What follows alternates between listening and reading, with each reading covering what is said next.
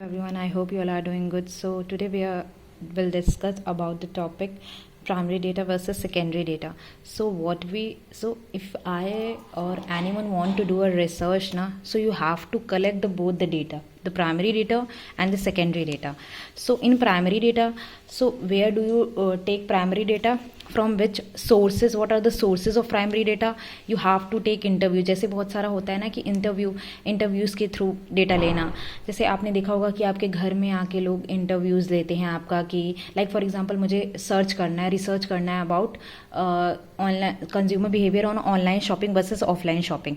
तो मैं क्या करूँगी, मैं इंटरव्यूज़ लूँगी, तो मैं जानूँगी कि कौन से पीपल हैं, यंगस्टर्स हैं, और कौन से या फिर जो लोग हैं, कौन ज़्यादा ऑनलाइन शॉपिंग करता है, कौन ज़्यादा ऑफलाइन शॉपिंग करना प्रेफरेबल होगा, वो इंटरव्यू के थ्रू. सो जो इंटरव्यू के थ्रू आप डेटा लोगे वो प्राइमरी डेटा में आ जाएगा.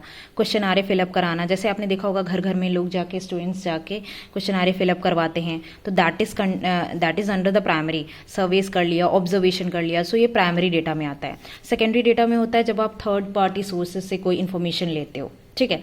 और प्राइमरी डेटा वो होता है जो आप खुद कलेक्ट करते हो, जो आप खुद से लेते हो, रिसर्च के थ्रू, इंटरव्यूज़ के थ्रू, क्वेश्चनारे के थ्रू, सर्वेस के थ्रू, ऑब्जर्वेशन के थ्रू, ये सारे डेटा आप खुद से लेते हो. सेकेंडरी डेटा आप कहीं और से लेते हो, जैसे बुक से ले लिया आपने, गवर्नमेंट्स की पब्लिकेशन से ले लिया, और मैगजीन्स के थ्रू ले लिया, जो मैगजीन्स में कंटेंट हो गया, या फिर आप किसी बुक का कंटेंट ले रहे हो, ठीक है.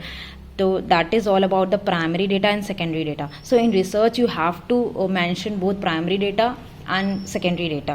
So that is all about research. Thank you for watching this video.